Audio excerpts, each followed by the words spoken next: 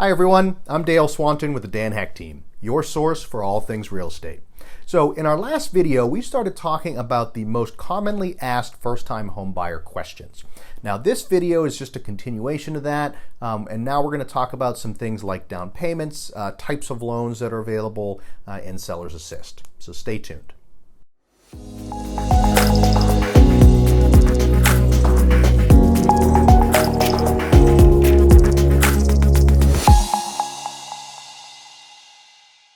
All right, so before I get started, just a couple of quick disclaimers. I am not an attorney, so nothing I say should be construed as legal advice.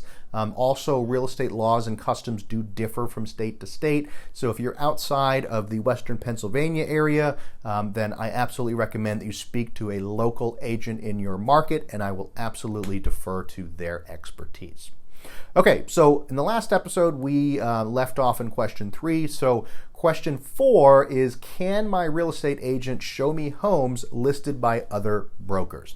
Now, I get it, guys. For some of you, this may seem like a really silly question, but I do hear this a lot from first-time buyers that are wary of signing a buyer agency contract with somebody from one company because they think that means that they'll miss out on homes that are listed by another company.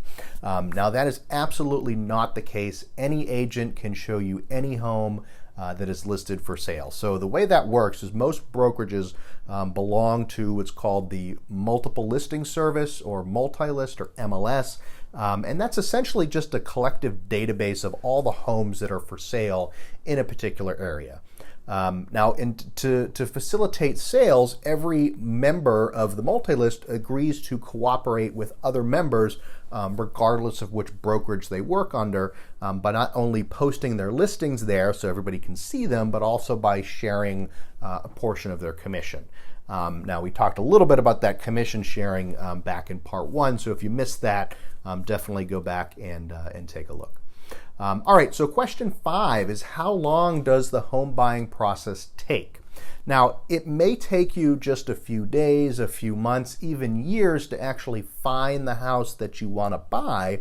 Once you make an offer, there is a delay between the time that your offer is accepted and when you can actually close on the property. And when we say closing, it simply means that the deal is finalized, the actual ownership transfers from the seller to the buyer, you get the keys, and you can actually physically move into the property.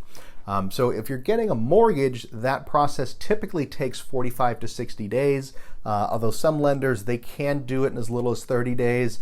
That time is largely due to the amount of time that it takes to, process and review your mortgage application, conduct an appraisal, perform home inspections, do the title search. All those things have to happen. If you're paying cash for a property, typically you can close in as little as 2 to 3 weeks. It's a much faster process because you don't have all of the things involved with the loan that are kind of slowing things down. You really just have the title search in that case. Question 6, do I need to put 20% down? The answer to that is absolutely not. So down payment requirements will vary slightly depending on your qualifications, type of loan that you're getting, but generally 3.5% to 5% down is the minimum down payment. Now, certain loan types do allow you to put less than 3.5% down.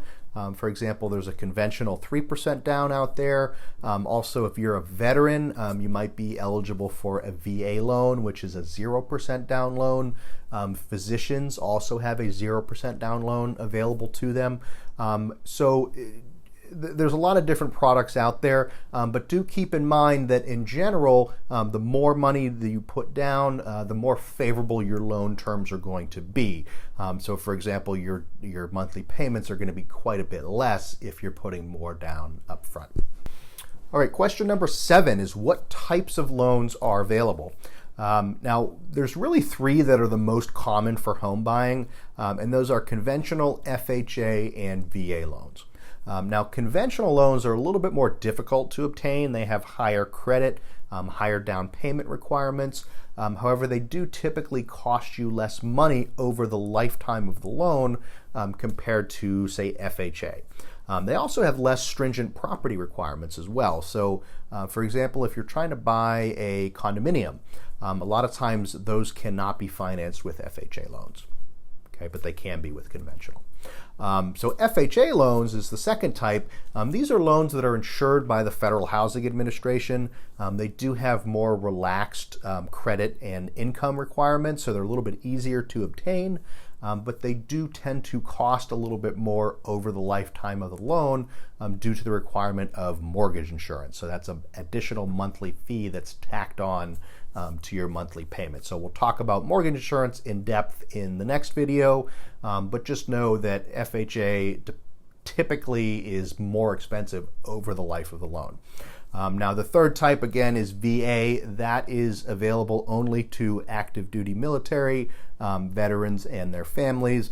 And again, that is a 0% down loan type. So absolutely excellent product, great thing for veterans.